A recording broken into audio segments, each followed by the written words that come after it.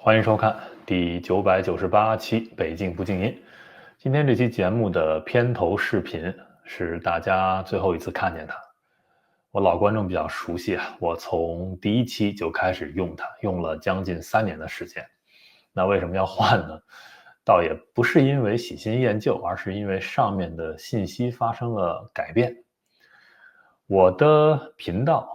有一个标识名就是 后面是北境下划线 LV， 这是原来的名字啊，现在改为了北境下划线 Talking， 那就和本频道的英文名是完全一致的，这样比较方便各个国家的非中文的观众朋友们去搜索。那么由此呢，我就也把我的推特、Instagram 等等这些社交媒体上的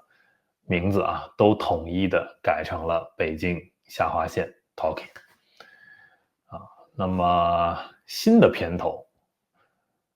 过2天第1000期的时候，大家就会看到那个我们到时候再聊。今天呢，主要是想聊聊发生在纽约的2件事情。给我很大的触动。第一件事情呢，就是纽约选出了一位穆斯林市长，对吧？中文圈，海外的中文圈骂的声音特别的大，这是让我非常不理解的。其实呢，很多中国人对于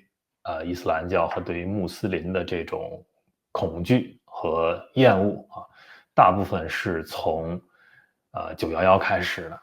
那当时呢，全球掀起了一个反恐的浪潮，对这个群体进行了非常多的污名化，那中国也不例外。那么很有意思的一点就是911至今也不过20多年，就发生在纽约这座城市，但是这座城市却选出了一位穆斯林市长。那我们就可以由这一个简单的角度，我们就能感受到纽约这座城市的伟大。就是我们不能够因为比如一个恐怖袭击是由这个群体中的一些极端分子做的，于是我们就恨整个这个群体，于是我们就把所有的污名都扣给整个这个群体，而且没有任何谅解的可能，没有任何对话的可能。我的频道也一直在努力的和这个群体以及信仰伊斯兰教的人去做对话，因为我相信伊斯兰教曾经有非常灿烂的文明史，对人类文明也做出了非常多的贡献，而且在教义的最精深的地方，它也有很多很高深的智慧，这都是值得去沟通、交流、学习的。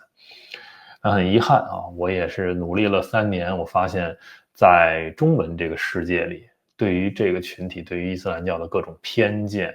和这种仇视是非常顽固的。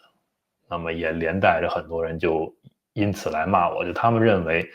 我连和这个穆斯林去做对话都是不应该的。我觉得看一看纽约吧，对吧？那么今天发生在纽约还有一件事儿，那就是在华人这个群体里我们看到了在纽约的穆斯林群体有多么的蓬勃，对吧？都选出了自己的市长，他们对于纽约这座城市的建设也付出了很多但是我们看看在纽约的华人群体我们就想介绍一个人这个人叫朱日坤，他呢是一位电影人也是一位策展人常年生活在纽约那么他最近呢在纽约做了这件事情就是首届的在纽约的中国独立电影节或者叫独立中国电影节吧就是反正就是跟中国有关的电影人拍的跟中国有关的题材的这些独立电影，那么邀请去纽约做一场放映。很多人就奇怪了，为什么这个事情不应该在中国做吗？实际上之前在北京，在中国很多地方都有这种相对非官方的独立的这种电影放映的节日或者这个一些活动，但是慢慢的都被官方所取缔和打压了发生过非常多的事儿比如说曾经2012年发生在北京宋庄的，当时应该是第9届吧一个北京独立电影的这么一个活动然后放一部影片的时候鸡蛋与石头刚放半个小时就遭到直接就拉闸，这个店就没了，就不让你这个活动好好办。还发生过这种警察穿着便衣去殴打这些电影人的事件，就是官方实际上在打压。那当然了，独立电影它本身就是独立于官方的审查，独立于你这个官方叙事之外的，它会聚焦在中国非常多的一些现实题材上，那就会反映出官方所不愿意让别人看到的关于中国的黑暗面，或者关于中共的黑暗面。但是我们知道，这样的声音是非常必要的，对于一个社会的健全，对于一个社会的进步，都是至关重要的。如果你让这些声音都销声匿迹了，那你这个社会也就完蛋了。那么好，在中国无法生存，所以他们就跑到海外来了。那么这次在纽约啊，本来计划是大家看啊，是11月8日，就是本周六啊，到15日，为期1周。那么之前也都宣传出来了，这边是一个大致的片单啊，但是你们看到了吧，有很多红线啊，就是画红线的这些影片啊，那么它的制作人或者导演啊，或者编剧或者制片方等等啊，他们画着红线的啊，这些制作人都在中国。原本他们都计划来纽约去放映自己的影片，然后他们做一个交流啊，但是这个事情遭到了这个中共的一个打压。首先打压的就是朱日坤啊，这位策划人啊，发起这个活动的主要发起人。怎么打压呢？就是给他还在中国的老父亲啊施压。那么他老父亲就给他打电话说：“哎，你是不是在外面做了什么错事啊？那怎么会？他们说要让你回国，要法办你啊？”那他遭到压力，但是他是不会屈服于这个压力的。然后紧接着就发生了这么多啊，45部影片里2/3的影片的制作人在国内的啊，都遭到了这个中共给他们的威胁和压力，所以他们就纷纷的和朱日坤联系，就说我们不能来了，这个影片也不能放。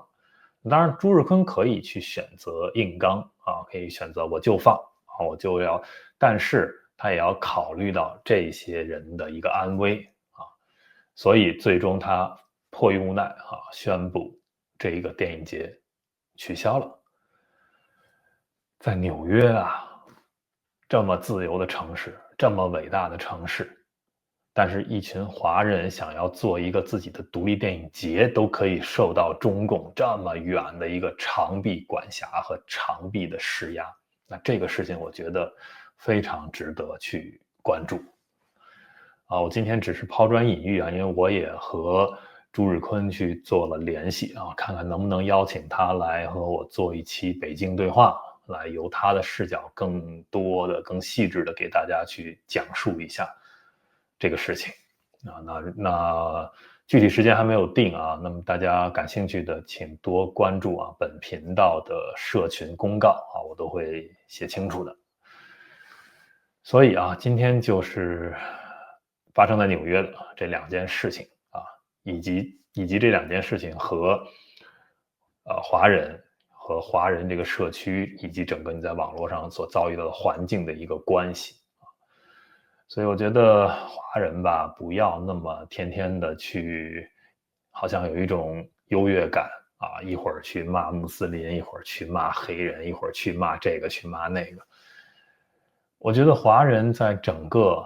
中国墙内就不说了啊，你在海外世界这个生存啊，都是挺困难的啊。你想做点这么个电影节，都这么的艰难啊，因为面对一个强大的中共。加油吧啊！我觉得对于别的族群啊，